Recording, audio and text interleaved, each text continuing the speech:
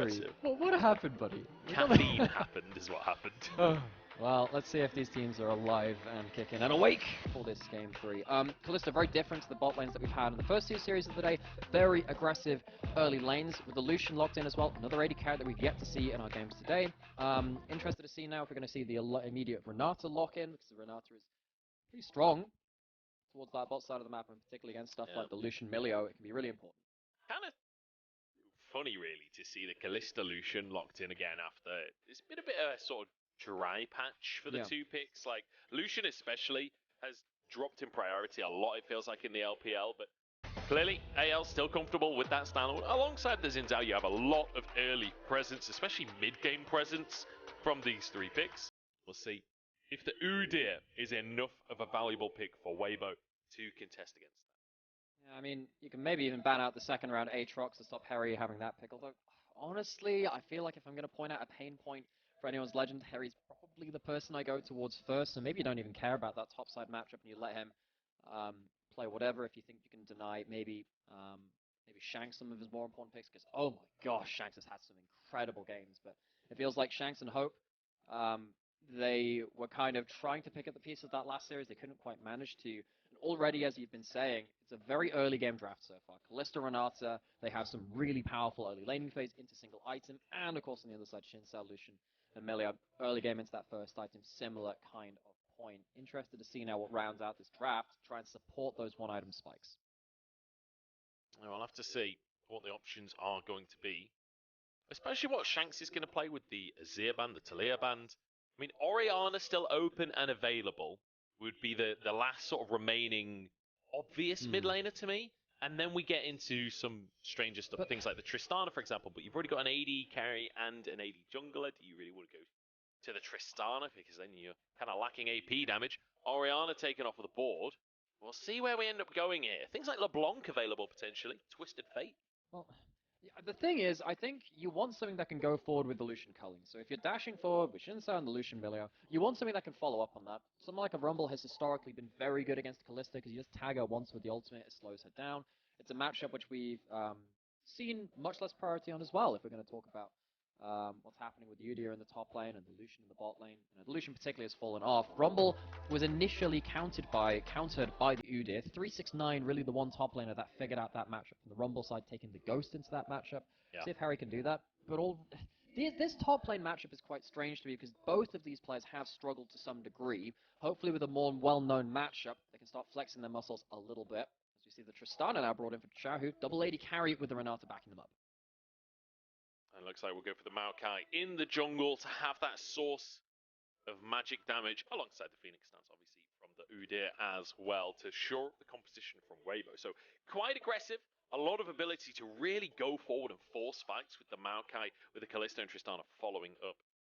But also can play very defensively, right? Both Maokai and Renata exceptional at peeling back and keeping yourself safe from the potential all-in that this AL comp definitely brings. Oh, hugely so. If you dive in as the Shinsa now, and you have both of these ultimates fly into your team, you can even put them in different directions to cover more space if you want to carry that angle as well. Your backline is separated from your front line, you can gun them down. That means that you need to have very, very good positioning between your front line and the back line, this kind of teamfight spacing where you can go forward.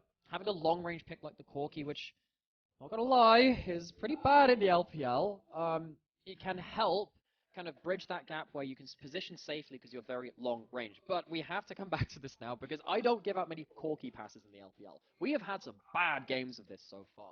But Shanks has been one of the better performing mid laners on Mages. On the Corki, we'll see if he can justify the pick. Yeah, so in the LPL, Corki, 25% win rate over 24 games. It's pretty comprehensive. But Shanks specifically, 50% win rate over 2 games, but a 7 KDA as well. Like, he has looked good. On the Corki, generally speaking, you know, obviously stats don't tell you the whole story down to how well you're using the package and things like this. And I can't say I particularly can call Shanks' 2 Corki games to mind, but hopefully the stats are enough to justify the pick here. He'll do like it when we get for the Corki pass. Reapplying. Yeah, we'll see. We'll see if he gets it by the end of the game. Yeah. But I like that so many mid lane bans came on through. It does force us into a bit of a different matchup. Essentially 2 AD carries from Season 2. Corki now kind of switched to AP carry that builds AD. Yes. Tristana obviously still going to be doing mostly physical damage. We'll see. This one's going to transition. The Xiaohu versus Shanks. It used to be a very Xiaohu favored matchup, but this split especially, I'd say Shanks is a heavy favorite going into that lane.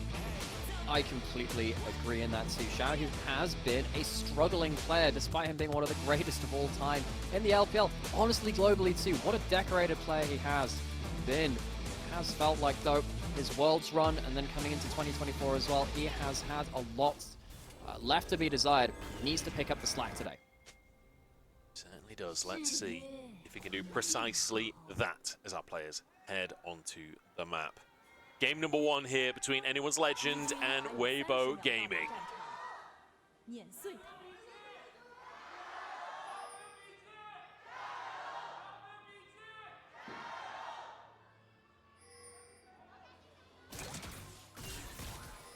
We have to remember as well, both of these organizations with some pretty big names on their rosters. You know, obviously, for the side of Weibo, you've got Xiaohu in there, you've got Light, you've got Crisp. We've got MSI champions, world champions in that roster. I said that in a plural way, but obviously, yeah, not necessarily plural. Collectively, there are multiple of the things that you discussed, yeah. But on the side of AL as well, you know, Shanks and Hope both building themselves names within the region over the last few years here. Shanks especially, I think, has been kind of building over the last few years. ZDZ gets some very deep vision there. But also Kael coming over, Croco coming over from the LCK. It's good to see these kind of talents coming in and trying to perform. It's been a little inconsistent, especially for Croco in the jungle. Like, some games have been absolutely fantastic for him, but yeah, not necessarily able to make that happen every time. I feel like I've really enjoyed his Rel. I've really enjoyed sometimes the Xiaohu as well, because, I don't know, we made a joke about it on air, Mazel and I, talking about how he was like the crocodile ambush predator, just kind of sat in the brushes and jumping out. See that top lane starting off pretty feisty there as well. But Croco, I really want to see him again, get some of that confidence back, and try and see if he can mind game enemies like he had been doing, get into lanes and see if he can be that ambush predator again. Shanks taking a chunk as Xiaohu using the matchup well. Knows that he has pressure in the early stages. Obviously, Corki, not one of these champions that's going to be able to do much until you've hit that level 6 mark, until the packages start to come on through, and you start to be able to blast those rockets on out. That said, Shanks just getting a whole bunch of auto attacks on through, and he'll be happy with that trade. And this is what you can't really underestimate from the Corki. If you stand in the Gatling gun, especially early, with the first strike running too, it can get really kind of dicey. Xiaohu has the fleet footbox, so we'll have a bit more sustain in that. We're seeing this matchup of, I believe, Kalista versus Lucian. Kalista massively owning the matchup. Thing is, in LPL, when we've seen this, it has been a lot of teams very succinctly snowballing through early 3 waves or so, in terms of who gets the push and then gets to walk into the enemy jungle, like XiaoHao is showing right now, in terms of having the options open to him because bot lane has been so controlled. You need to survive through the one item as Hope and Kael hit, see if they can get some good value out there. Croco trying to defend his jungle as XiaoHao threatens an evade, maybe even potentially a dive, but I don't really think you can go for anything with Croco in the area here. Hope just trying to get that CS. Trying to deny any kind of action or AL. Just happy to take the camps that they're able to get right now with XiaoHao. Will go for the crab. Could theoretically go for a double crab, but he still has his red and his Krugs up, so realistically probably wants to finish this quadrant first. So compare this to some of the earlier games you saw in the day. ZDZ, I mean, this is how you make a mess out of lanes, right? You just proxy, his Rubble's got his farm somewhere else. But compare that bot side invade to what we saw earlier in the day, where you see the jungler walking in very close to that bot lane. You also see on the other side, Shanks responding to that by dropping into it and putting a ward to make sure there's no different angle towards him in mid lane. It definitely feels quite well coordinated. ZDZ is going to get flashed on. Hery flashes over the wall. ZDZ Ghost procced to try and escape here, but surely Shanks will move over. Surely Shanks is looking at his minimap. ZDC just walks back up towards the top side and he'll be okay. Drops the thumbs up. Shanks not willing to lose the minions to make this happen. I mean, the only reason I think that they don't follow that is maybe they've lost track of XiaoHao and they think maybe he's on top scuttle. Why the hell would you do that? And now, with Croco being spotted as well, Weibo are going to have full information of where he is, and ZDZ gets away with what feels like murder. Getting the Ghost for Flash trade very much favors him. The Ghost is lower cooldown than the Flash. Oh, Hope in trouble here as Light stacking up the rend a little bit. Hope walks away and will keep himself safe. in the matchup. You do have to be cautious though, because Chris moving forward again, the handshake should be available fairly shortly. The loyalty plan going to work out. The Ren stacking up. Oh, and a flash force from Kael. That's both summoners out of the AL support. Lethal tempo early game, if it gets stacked, is so disgusting. With the Renata having bailout, the key to this lane is that if Kalista ever gets lethal tempo stacked, they can wait around for the bailout too. So you can even drop down to super low HP or even below 0 and then use the Ren to give yourself guaranteed bailout with the lethal tempo helping you out. So as soon as anyone's legend get trapped into that longer trade, it's so bad for them. That early levels, Kalista working out very well, and we did already see the stats of Kalista doing very well against Lucian. A lot of that is through the laning phase like this. So hoping to be able to get his reset. Denied the reset from Light, but with the way that the minions are positioned, I think that will still push towards Weibo, so I don't think he wins too much from that one. In the meantime, 2 grubs taken by Weibo and then abandoning ship on that one. Not interested in getting the 6 for themselves, just interested in denying the 6 from the likes of AL. So nicely done there on the side of XiaoHao. That surprises me a little. You have a Tristana in the mid lane who you expect to move into a side lane at some point with grubs and the ability to just, demolish towers with your bombs. That'd be great to get. I'm surprised that they've given a chance for AL to deny them higher stack counts as well. But we'll have to see how they now play out the rest of the objectives with the grubs being less valuable now. Chris has seen Croco here, potentially looking for a handshake. Steps forward. Oh, does manage to find the handshake at maximum range as Xiaohu looks for more onto Croco. The one thing I will say, XiaoHao, while he gets the 2 grubs and walks away, he's managed to come down to the bottom side in time to threaten this Drake. You've got the Kalista on your side, so realistically, you kind of expect the Drake stacking to come on through. Xiaohu even sacked a wave in the mid lane to move over and be a part of this threatened dive towards the Drake. Yeah, good coordination from Weibo. Well pointed out there too, because it does feel like, if you can get top side and bot side, you are completely happy with things. Your laning phase also going well. Top side is fine. You've got bot side with significant CS advantage as well. It'll crash, so it won't be quite as big as what's on the scoreboards right now.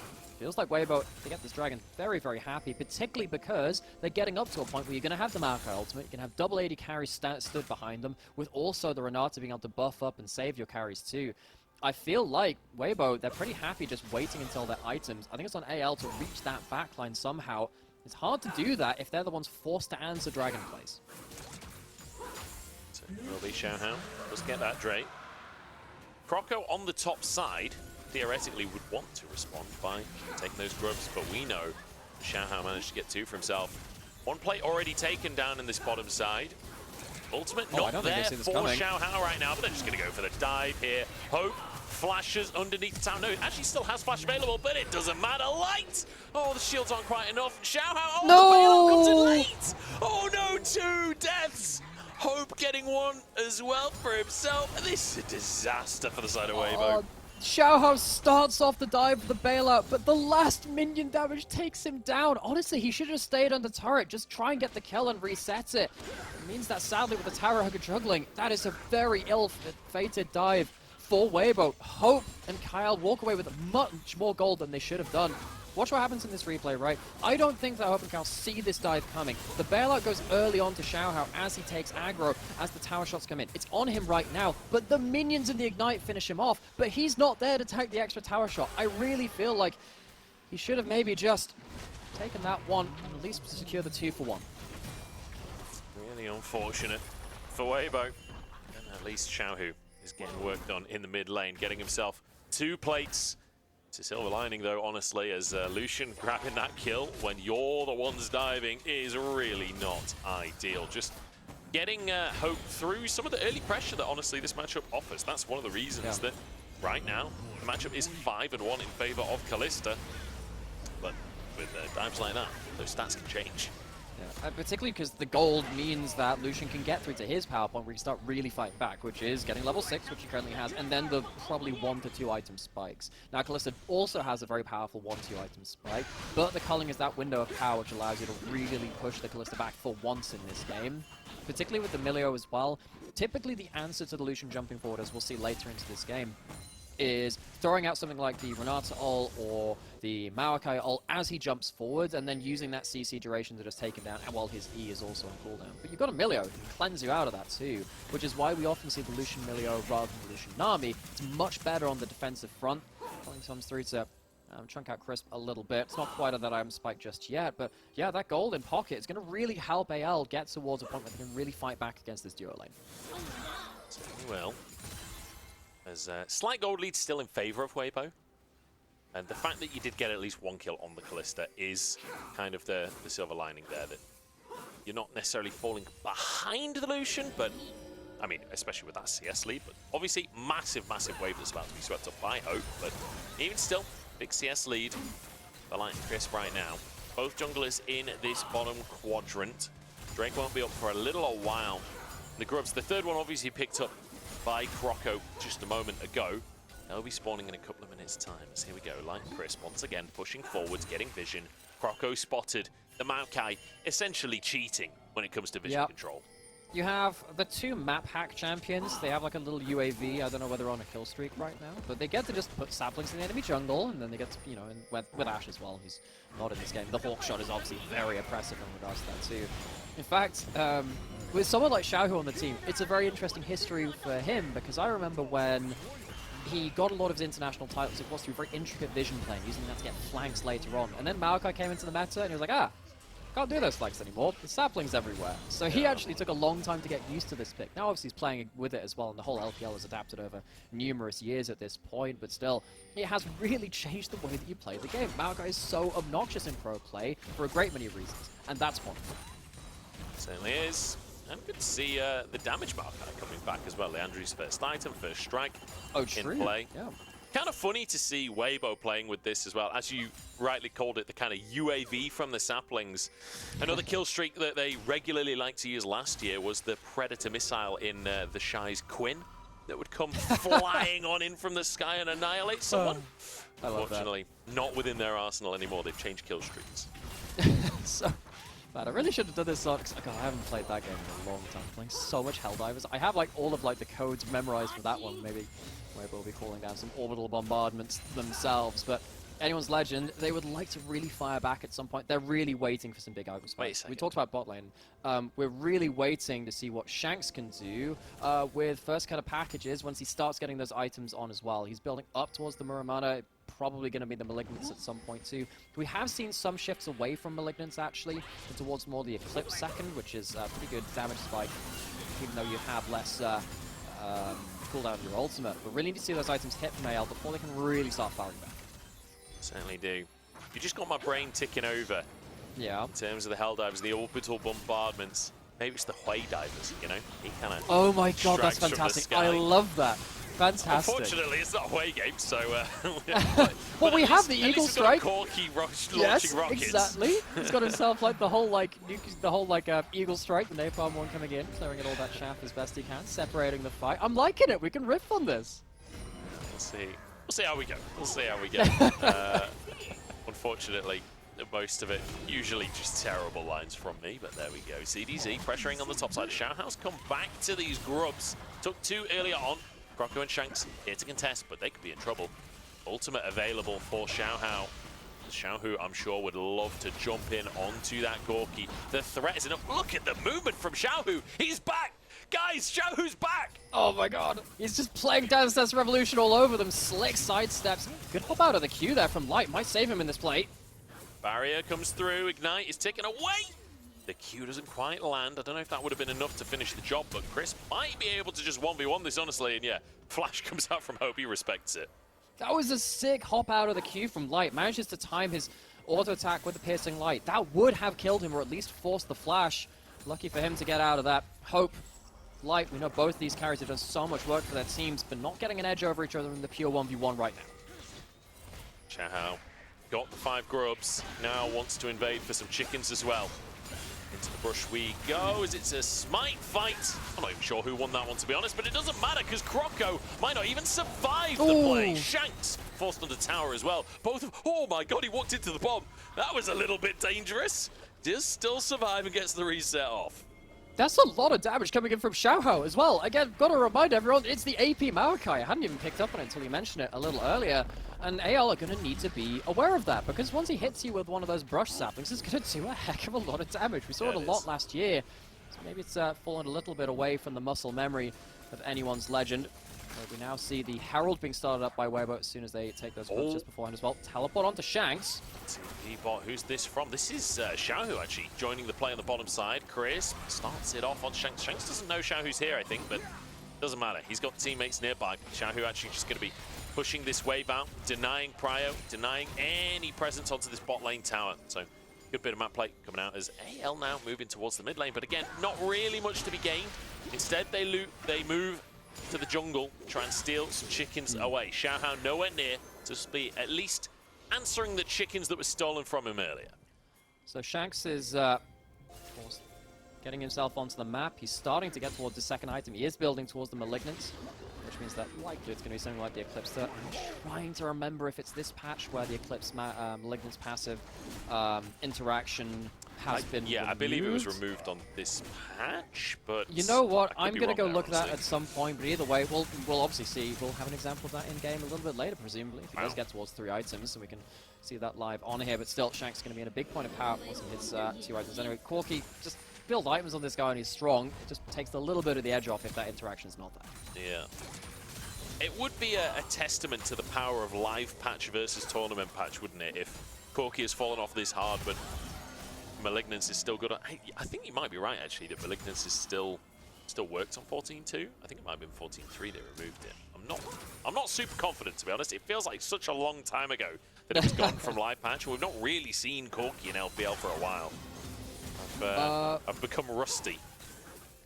Yeah, it's one of those things where I'm just like, I've just seen he wasn't even that great in the LPL, and I did look at like a lot of the players of him across the rest of the world too, and kind of checked up the item builds, and then he kind of just started falling off, and I was like, well, I guess we're just not seeing it anymore in the LPL, so I don't have to worry about it. And then it just kind of slipped the mind. Of course, in this game, I think actually he's managed to farm it pretty well. He has the Kael farmed up alongside Xiaohu as well, and it is Shanks. He somehow always manages to put out damage, so I'd like to see how well he uses it. To see Herald down in the mid lane with like that to push things forward. This should be a tower taken down, I believe, just on impact. And just a couple more autos required.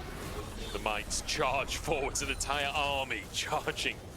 Kael and Hope actually set no. Oh, the smite from Croco. That's huge. XiaoHao can't escape now, but yes he can, because Chris saves the day. The hostile takeover, but here we go. Hery's behind enemy lines. Equalizer doesn't really find the mark, though. It's a bit short. Maybe he just gets it on the flank. Anyway, bailout, not enough. Crisp will go down as well. Hery saving the day. ZDC doesn't want that to be the case. Wants to burn him back, but Hery gets away with a shield. Keeps himself alive. Oh, not even close, baby. Hery comes in with the 1-item spike and roasts Weibo. This is a player which hasn't always had the strongest performances in this split. Great fight there, though, to punish Weibo as they overpush. Xiaohu now caught alone in the spot side 1v2, has a flash, has Buster Shot. How much can he do? Absolutely nothing. Here's the answer. Xiaohu zips away. Drake spawning onto the map, and this is a great opportunity for AL as they've just got kills. They've got their jungler out on the map already. This spike from Croco is sick. Oh. Because what this means is that you don't get the bounce back from the turret, which means you land actually a lot closer to the turret than you would have been if it had gone through. He's also not that tanky. It is, of course, the AP Maokai, which means that he has no chance of standing in front of that much damage and making it through to the rest of that fight. Great Callisto to at least buy time. This potentially could have been even worse somehow in terms of the first start of this fight. But either way, an overpush, well punished.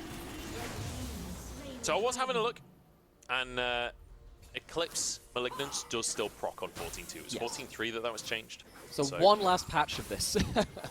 Yeah, we will be seeing mega damage from Shanks. Assuming he's aware of what patch that changed on. I would hope I'd hope so. But I would really hope so. I feel like Shanks has been on form this year. I expect him to. I don't expect silly mistakes like that to be coming on through. One thing I want to mention as well, we kind of talked about it when we saw some contention of the Raptors earlier on. We almost saw a 2v2 with XiaoHao and Xiaohu going up against Shanks and Croco. It's the fact that we were kind of surprised at the amount of damage that this Maokai was doing, because we've gotten so used at this point to the tank Maokai coming back. That's one thing that you've got to be a little bit nervous for AL is when it comes to these all-ins, we've not really seen them properly from the side of Weibo, but this AP Maokai does a surprising amount of damage, especially the ult and the saplings are the two things that really will surprise you on how much they're going to end up doing. You can get caught out by that kind of thing once you're used to a certain build when you go up against the more damage-oriented build again. And what is also going to be important there is that, so Milio is typically very good versus Maokai, because you throw out the ultimate and you just cleanse it when a load of people get hit by it. Now, you can't cleanse the damage of the Leandry's burn or the damage of the ability itself, so you're still going to get some pretty decent value out of it, even if you trade ult for ult later into the game. So watch to see how that works with the Maokai. He's grouping up with his team now, actually looking to secure this topside turret, but Shanks already has that Malignance, and he's doing a heck of a lot of wave clear and be able to save the turret. Big damage onto Xiaohu. Shanks is absolutely shredding them. Worth mentioning as well that Shanks, with the Gatling gun, will shred some of the MR that's coming through from ZDZ as well. So he is one of these mid laners that can deal with the tanks. Gatling gun, obviously that shred stacking up to 8 times. It's flat shred, so it's a lot better earlier in the game than it is later, but either way, at this point, we're still early enough where it's impactful. Yeah. I mean, the problem is you need to be very close to the unit to do that, which is maybe not where he wants to be in this game. But yeah, we can definitely track that as it comes through and see if that has any value when it comes to this. That's going to be an ult under the tower, just tags light. It's not going to really get that much value. It's a lot of ults thrown out by AL, and this is what they should be doing in regards to like ulting in mid lane, but that's not good value. That's not the way you want to be ulting. Certainly not. On the map, and it does feel like both teams kind of playing for vision of the area. I don't really think either team is in a position to toy with the idea of starting and trying to force a fight necessarily, like, realistically. Although, to be fair, Hope has hit 2 items. You got 2 items on Shanks, but I think they're probably going to be trying to wait for the 3rd item to come through on Shanks, which is where you're really going to spike super hard on the Corki. Xiaohu forced away. But yeah, 2 items on Light and Xiaohu as well. We are getting to the point where these carries will want to push their best foot forward. But I wonder at what point. I wonder what the catalyst will be. I mean, the thing is, for anyone's Legends, that they can't tank Baron very well, and if you're stuck on it, this is a bit of a geography thing, which I think sometimes people forget about in League. If you're on red side, you get pinned into the pit, especially with this as well as Hery. You might have to blow a flash here. You might even just die anyway. ZDZ's just gonna solo kill Hery. Oh, wow! The tower. ZDZ massacres him. Weibo getting a freebie on that one. Xiaohu forced to flash. They're underneath the tower here. The knockup comes on through, and Xiaohu goes down. AL answer on the opposite side of the map as XiaoHao should fall to Croco. And suddenly, Light and Crisp are flanked. They're going to try and get onto Croco here. The TP coming through from ZDZ to answer. He's killed one side of the map. Time to move to the other side as well. Croco gets a bit of vision, but I don't know if vision is going to be enough to save him. The turret might just finish the job. He's walked under the tower and he's managed to get the execute. The thing is, you can only walk between those 2 towers with no turret shots if you have a really small hitbox like Kennen. Weirdly, Warwick has that too. Anyway, Shinsao's not one of those champions. He can't dodge out of the turret shots like Broken Blade did last year, that fun play he made. So it is going to be a kill back and a jungler off the map as Baron is up. I don't think it's going to lead to a start though. Chris staying a long time. In fact, actually, with Croco down, Weibo are going to start that Baron.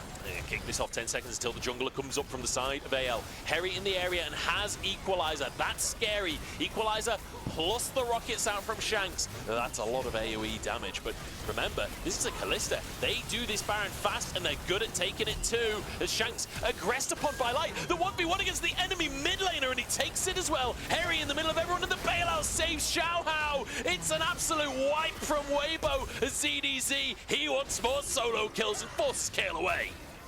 It is going to be a lot of damage dealt to Weibo. Do they feel like they can stick around and do the Baron? I think they can. Croco, no flash and no real ability to finish this one off with the Kalista and the Tristana shredding through Baron. It'll be quickly done. They can maybe even reset and contest Dragon. That might have to be one they seed over. But Weibo, they have hard fought for that Baron, but they get it all the same, even against what looked like a fantastic Hery teamfight. He can't quite finish the kills.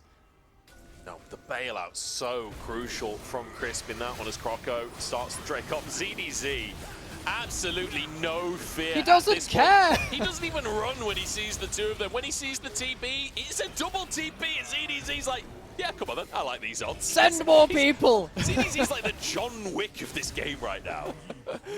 Oh man, he is a 2-item unit. And you'd think, oh man, maybe he'd be tanking this late into the game. Nope, that timer has elapsed. He is already a front line and he is already really hard to deal with. Maybe later into the game, Hope can build up enough items, Shanks can build up enough items. They don't have them right now, mate. There's now going to be 2 dragons aside, and Weibo stopped the sole point. Remember that time when I said that the magic shred from the Gatling gun might... Yeah. Yeah, I take that back. That does not matter. Here we go. No. Another look at the top play. Yeah, so it's a good knockback from Xiaohu to from Croco onto Xiaohu to stop and get the full retreat. This looks like the great start of a fight from Anyone's Legend to get through. We're not even going to be able to watch the whole thing as the play comes in through here. There's a potential of a Kael under the tower because, of course, that's... It's... Sorry, go on. Sorry, I didn't mean to interrupt. So there's a chance of that Kael coming in terms of the siege and his big AP. Now, of course, I'm going to mention it's got like 2.5 AP items. So Weibo, they're looking to force the tempo forward again. Yeah. It looked like the start of a good replay. Maybe it's an AL replay operator because the rest of the fight didn't look so good, but that part looked good. We cut it there. ZDZ, in the meantime, threatening all 5 players on the backside of the fight. Still hasn't taken any damage just yet, as the rest of the team are going to go for a reset. So the Equalizer used, Croco's ultimate used, the Culling used, Kael's ultimate.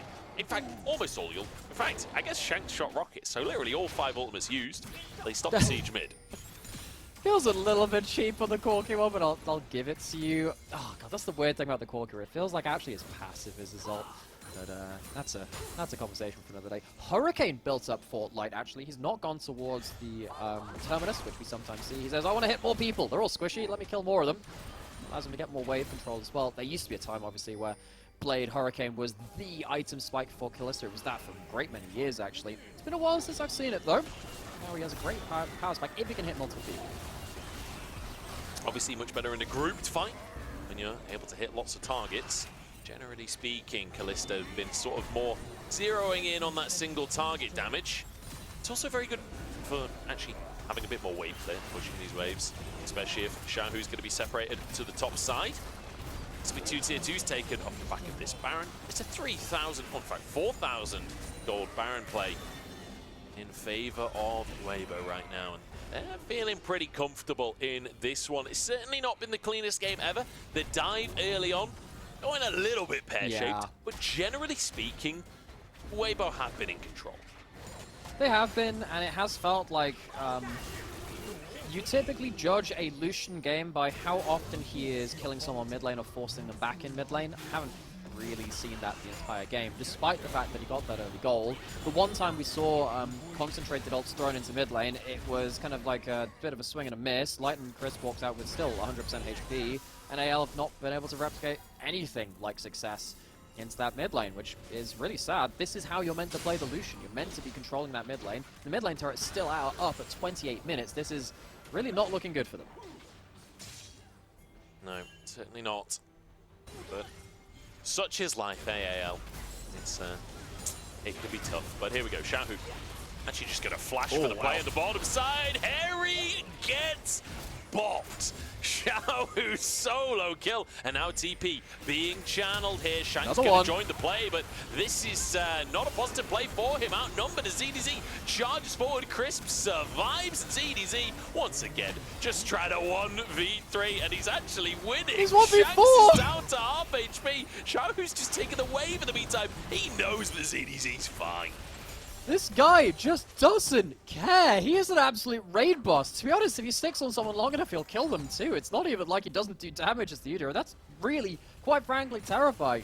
But while all that's happening, Xiaohu, I think he heard us talking smack and saying, hey, he's had an awful year so far. He's been the reason for his team losing plenty of games. He has had a good Tristana game so far. I think we're going to go look back towards the solo kill down here. Goes straight onto Hery, knows his damage limits, gets the reset on the bomb by getting the full stacks after his jump, jumps way out, and the Equalizer doesn't do enough to really put him out of the fight, so he's more than happy to keep fighting again. And Shanks, despite him having some decent items too, he just can't do enough here. Some good rockets from Shanks to hit at max range onto Crisp, but it's just not quite enough to finish the job. ZDZ zones the rest of the team, so nice stuff from Weibo to save Xiaohu after he gets the solo kill. Now Baron spawning back onto the map in 40 seconds time, but Drake coming up too. I feel like Weibo, honestly, pick of the litter when it comes to those objectives. They could go for potentially both if they focus the Drake first. I'm not sure AL have the ability to burst down a Baron in the meantime.